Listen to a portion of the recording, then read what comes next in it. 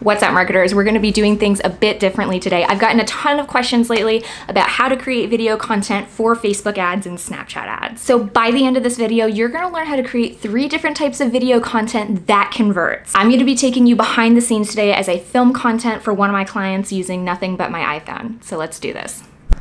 So here's the thing, I'm not just going to take all the great product that my client sent me and start filming. We have a lot to prep before that. The number one thing that we're gonna do is we're going to conduct some research and see what our competitors are doing and if there's any kind of creative strategies we want to take from them and apply to our own. Number 2, we're gonna actually write down that content that we wanna create. And then we're gonna have to see if there are any other kinds of special preparations that I need to make. Then we're gonna shoot, and then we're gonna edit. And again, for all the editing purposes, I'm actually just gonna use my iPhone for that so that it's really simple for you guys to do at home too. So I'm gonna be creating UGC or user-generated content style of video today because I know that's what really works on Facebook and Snapchat these days, but it's also frankly all that I'm really capable of producing. And it's quite simple. So let's get started. We have a lot to do. So first I'm gonna go to the Facebook ads library and check out what some of our competitors are doing.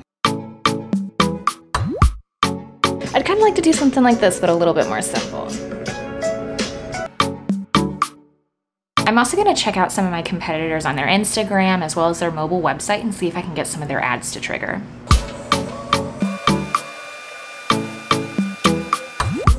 Since I'm going to be working with women's luxury handbags today, I kind of want to do an unboxing sort of like this, but I'm going to have to simplify it a bit so I can get it right. I think one of the biggest lessons I've learned while creating this kind of UGC style content is to keep things simple. Okay, so I landed on the 3 types of video ads we're going to be filming today. Number 1 is a single testimonial UGC style.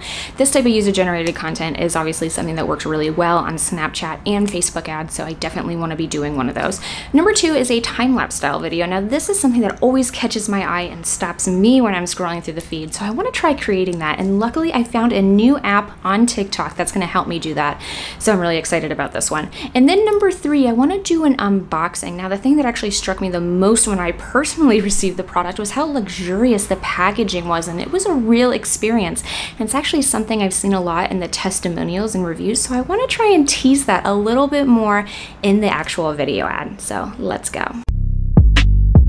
So the first video that I filmed was the single testimonial. And to be honest, this is the one that I was the most nervous about because I actually had to be in it. But I really wanted to do it because this kind of video content is really the best performing I find on Facebook ads and Snapchat ads. Now, even though I do video for this channel, again, I was a little bit nervous about having to talk about the product and also worry about showcasing the product at the same time. So an ad like this one was out. And originally I wanted to do an ad like this where I could jump between different types of outfits and show the different bags.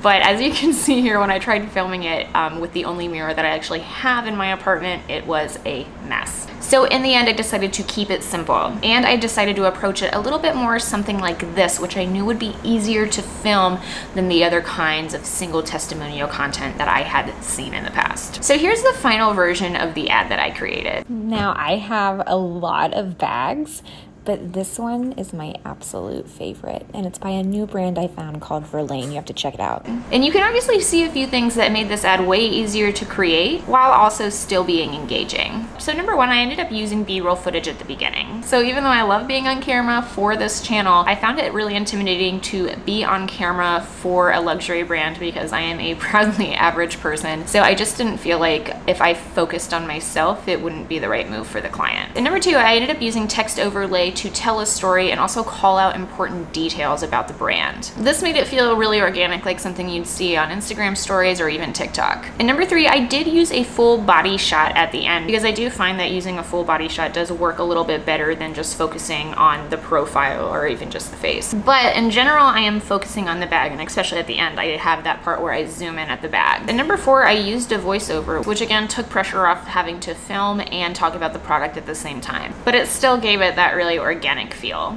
Now, to be honest, even though I really like this ad and my team thinks it's their favorite, this is the one that I'm most nervous about what the client is going to say. So I assume they're going to want me to change around the font and the colors, which is totally fine, but I guess we'll just see. So the second ad that I had filmed was a time lapse. Now this would have been a total struggle to film otherwise, but I had actually found a new app to help out with this called LifeLapse. Now I actually found this ad while scrolling through TikTok when I found one of their founders' videos pop up in my feed that was actually about how to create video content for social media, and I was sold. So what's so cool about this app too is it actually shows you how to make several different types of time-lapse videos. And it also gives you tips on how to create a scene, on how to hack a tripod when you don't have a tripod. The trainings in this are honestly gold. Now what's cool is I actually did a test run of the unboxing using the time-lapse feature just because I didn't really know what to expect. And I actually really like the way that it came out. I just kind of think that the coloring on the bag was a little off at the end, which is why I didn't end up using it. Now I had a slightly different idea for the video that I wanted to film.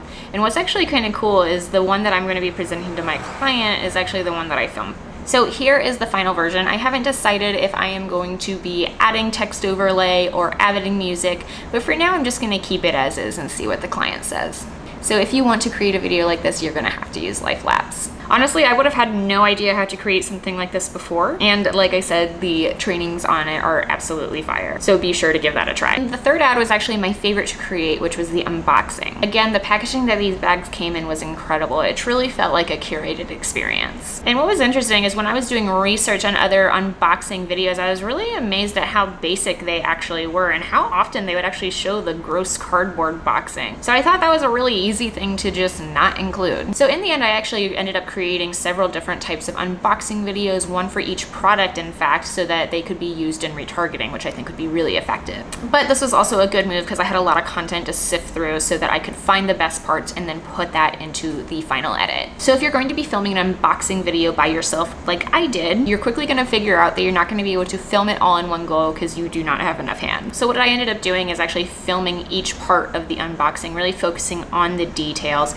And in the editing, I just took the best parts of that unboxing and then put them together to create a more engaging video. And it's interesting, I even ended up cutting out some of the action parts that were a little too slow, and I really ended up liking that effect. But when you're filming an unboxing, be sure to have a clean work surface. I just use my bed because I don't really have that much space in my apartment. And remember that you're gonna be doing most of the heavy lifting in editing. Now for all these videos, I actually edited them all on my phone using an app called CapCut, which is actually a suggestion I got from Savannah Sanchez. The UX is a bit flimsy, but I think it's a really great app for editing on your phone when you need or want to. Now for the most part, I actually use Adobe Premiere Pro to edit the videos for this channel, but for UGC, I think I am going to continue using CapCut. So I am going to be sending these videos to the client this week. So I guess we'll see what they say. I'm not gonna lie though, like even though I like the effect of some of these, and if another client of mine gave them to me to use on ads, I'd be pretty pumped to use them, maybe make a few other edits and tailoring here or there.